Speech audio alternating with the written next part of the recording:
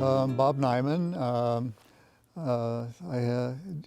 I'm married to Jeannie, and we live on Katy Mountain on San Juan Island. And I have fished around the island here since about 1991, but I've fished in this area now since probably it would be 1974. Well, I was a professor at the University of Washington for 25 years. I taught in the School of Aquatic and Fishery Sciences and primarily worked on issues surrounding rivers, trying to understand the ecology of rivers, both here as well as in Alaska, Australia, South Africa, and other places.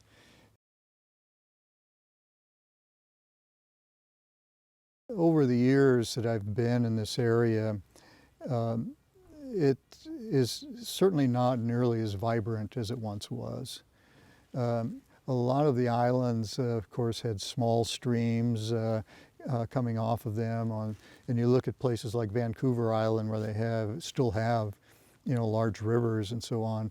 Those salmon runs are diminished, and most of the estuaries and the wetlands have been converted to other uses, or they've been impacted in very severe ways, just through not really one thing, but really accumulation of everything, from logging on the uplands to agricultural interest moving in. And it's expressed in very subtle ways sometimes.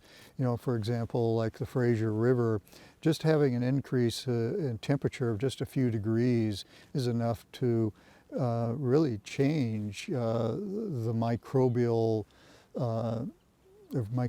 communities, the diseases that the salmon might get, and so forth. So much so that it's becoming increasingly difficult for salmon to return safely, to their natal spawning areas or birth areas and reproduce again. And it's something that, looking forward, I don't see it getting a lot better here. There's just too many people and too many demands being made on the environment in this region right now.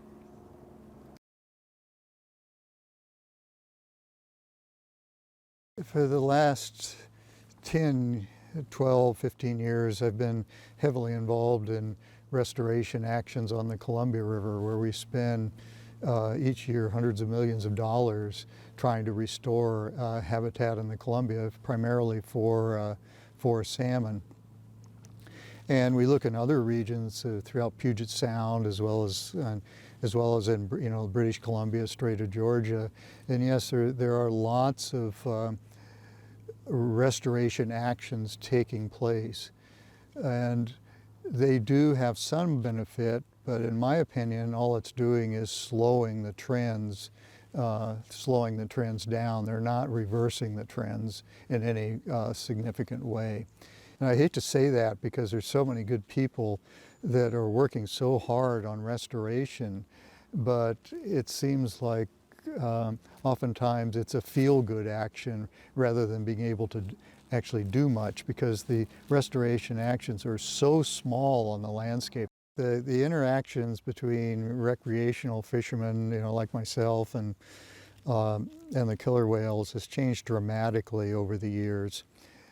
And even later on, when I moved to San Juan Island around 1990 or so, when we would go out, it could be frustrating at times, because the killer whales would, as soon as you put your lines down, it seemed like they knew where the fish were too, and they would come around the boat. Oftentimes we would stop fishing, of course, and we'd just turn off our motors and pull up our lines. But I don't think I've had a killer whale come up to my boat in probably 15 years, whereas it used to be just almost an every time common occurrence. And I usually keep maybe, I'm going to say 2 to 3 salmon a year. I might catch a lot more than that, but I'll release the others, but I'll keep what we need for the winter.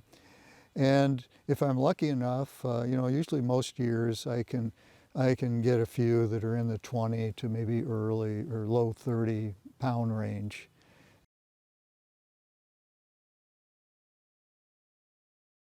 I guess what wild salmon represents to me is that the environment is doing just fine. The environment is being productive, and nature is doing what nature was intended to do in this region. And having access to truly wild salmon as opposed to hatchery salmon really means a lot, because it means that the rivers where the fish spawn and where the young ones are being reared, that they're in very good condition. I think salmon are a linchpin, not only culturally, but also ecologically. So much of our culture is really built around the salmon story. The salmon do so much for us. We have documented that salmon carcasses are eaten by upwards of over 20 different species of mammals and birds in this region, and relied on very heavily at a time of year when they need the extra nutrients before they go into a pretty tough winters for many of them in hibernation.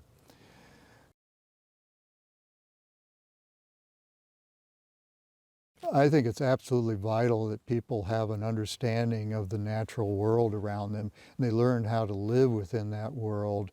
But there's so many people now, it's very difficult for this as a natural system, to really provide the level of productivity that's kind of expected of it by new people moving in.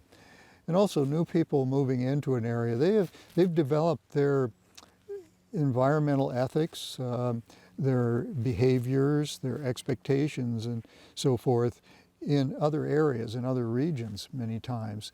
And they're bringing those here and imposing them on these islands without truly thinking about the consequences of that, the short-term and long-term consequences of bringing their values and their beliefs and so on and imposing them here without fully understanding what the islands and the region can do to maintain its vitality, while at the same time, I think there's a lot of learning that has to be done, and a lot of appreciation and a lot more respect for the natural environment around us that's deeply needed at this time.